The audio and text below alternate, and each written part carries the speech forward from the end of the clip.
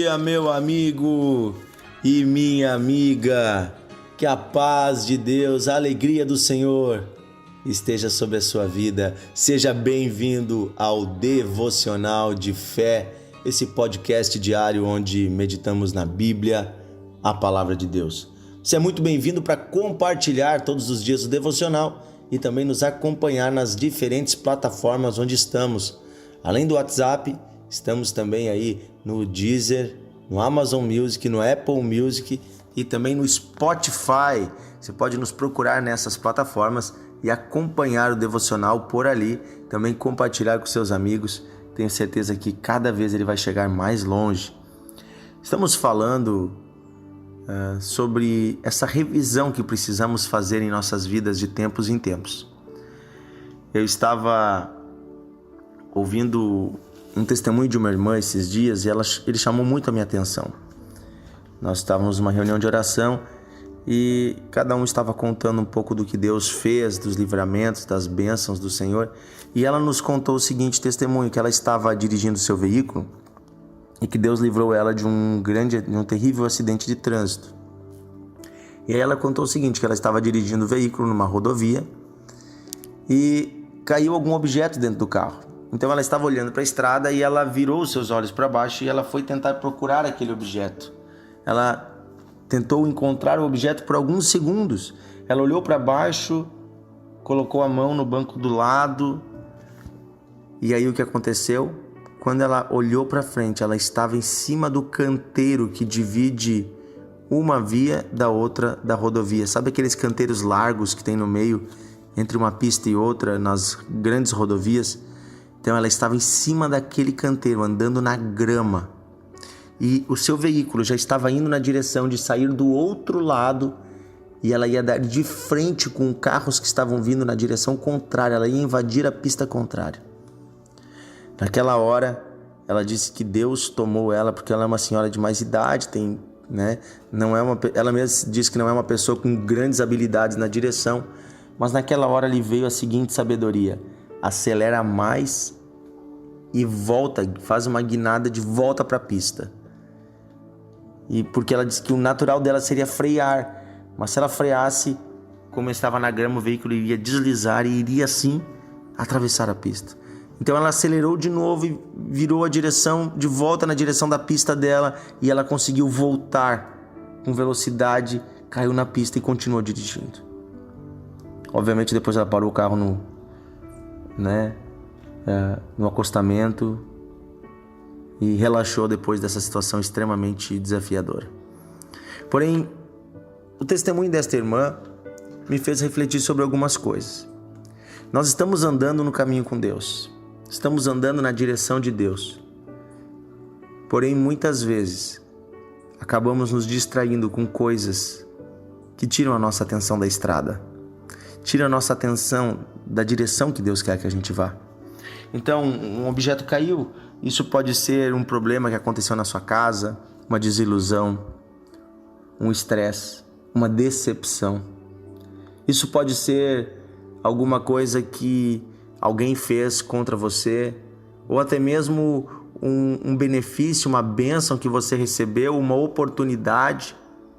Tantas coisas são usadas por Satanás como distrações para tentar tirar o nosso foco da estrada, o nosso foco da direção de Deus. E aí não é que a gente se volta contra Deus, mas simplesmente nós acabamos saindo da estrada, saindo da direção. Uma leve guinada de 5% na sua direção já vai colocar você fora da estrada, fora do caminho. Quando vê, você está andando na direção errada. E o pior, você pode se chocar de frente, você pode trazer prejuízo para a sua vida e para a vida de muitas pessoas. Cuidado, porque nós, seres humanos, nós temos a tendência a nos afastarmos. Em Isaías capítulo 53, Deus fala assim, que nós éramos como ovelhas e cada um se desviava pelo seu caminho, como ovelhas que se perdem. Sabe, essa é a tendência humana, cada um quer ir pelo seu caminho. Mas só existe um caminho que conduz à vida. E esse caminho é o caminho de Deus. É o caminho da vida eterna. Jesus disse: eu sou o caminho, a verdade e a vida.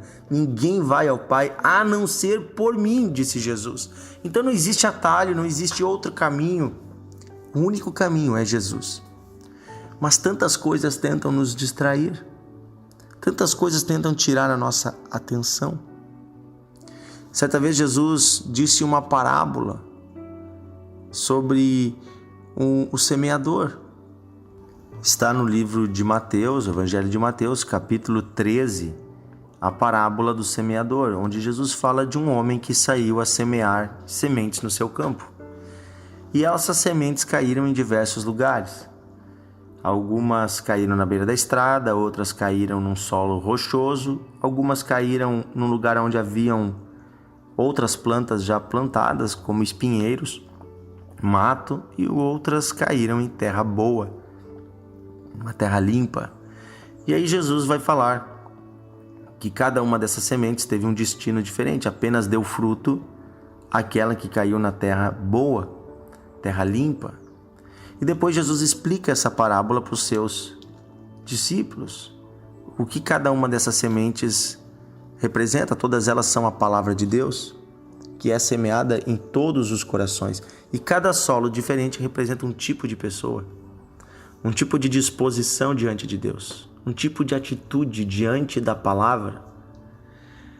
E aí ele fala, me chama muita atenção, o que está no capítulo 13 de Mateus, versículo 22, diz assim: o que foi semeado entre os espinhos é o que ouve a palavra, porém os cuidados do mundo e a fascinação das riquezas sufocam a palavra e ela fica infrutífera. Olha só, o que foi semeado entre espinhos. É muito interessante, né? No versículo 7 dizia assim: outra caiu entre espinhos, e os espinhos cresceram e a sufocaram. Então você imagina o seguinte: uma semente que cai num lugar onde já existe outra planta, e é um espinheiro. E aí essa planta cresce, as duas crescem juntas.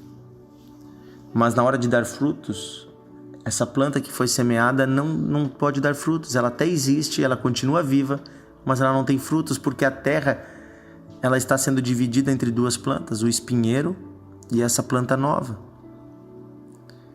A planta de Deus, a palavra de Deus e o espinheiro estão plantados no mesmo solo.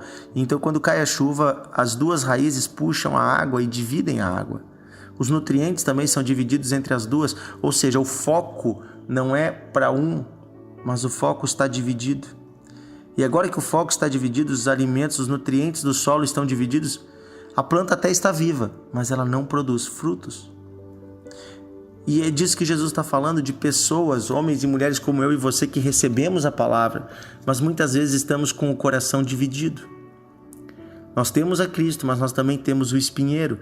E, gente, o espinheiro aqui, a palavra espinho, ela é usada biblicamente para representar o pecado, porque quando Adão e Eva pecaram, diz que uma das consequências é que Deus permitiu que as árvores criassem espinhos. Os espinhos nas plantas são para lembrar que a perfeição do paraíso foi afetada pelo pecado da humanidade. Veja uma rosa, uma bela flor, talvez é uma das mais belas flores que existe, mas ela é cheia de espinhos. E Deus colocou ali para nos lembrar, sempre que estamos em contato com a natureza, que algo na perfeição da criação foi alterado. Algo foi destruído. Algo quebrou a perfeição. E esse algo é o pecado. É algo que machuca, que fere o Criador. Por isso Deus colocou os espinhos, para nós lembrarmos dos nossos pecados e da consequência dele. Eu tenho aqui em casa uma bela planta chamada Tresmaria.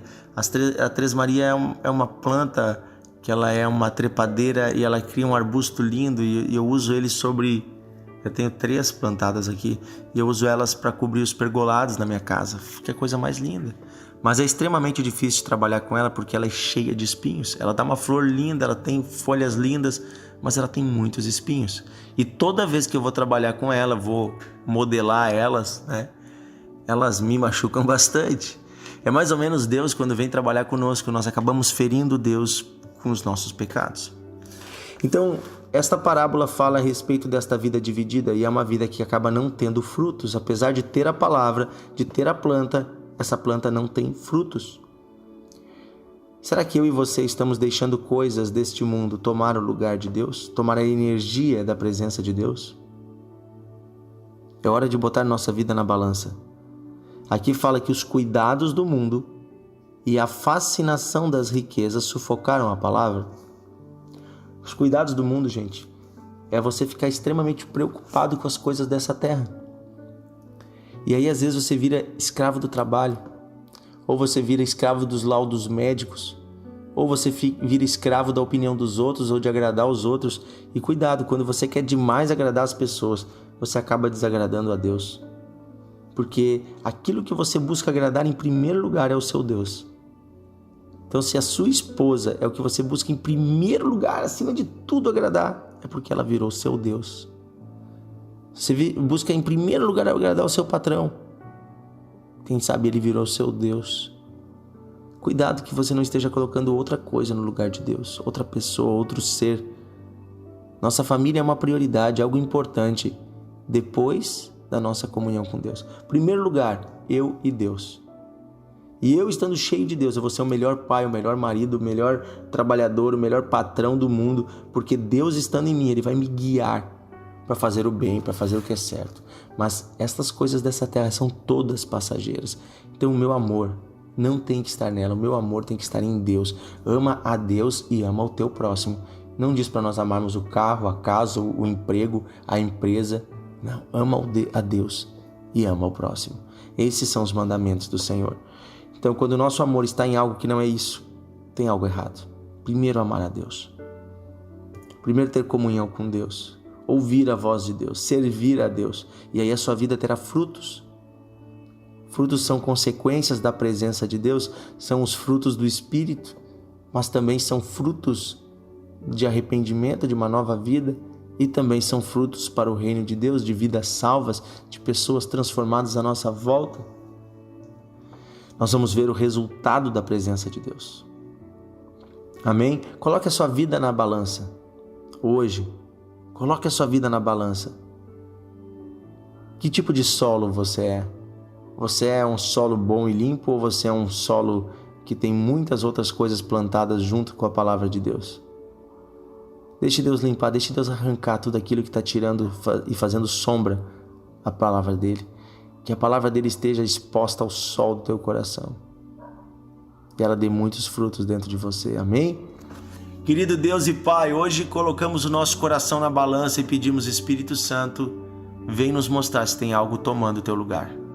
Espírito de Deus, vem nos mostrar se tem algo tomando o lugar do Pai no nosso coração. Nos mostra, Senhor, se temos deixado alguma coisa ocupar o lugar de honra em nós.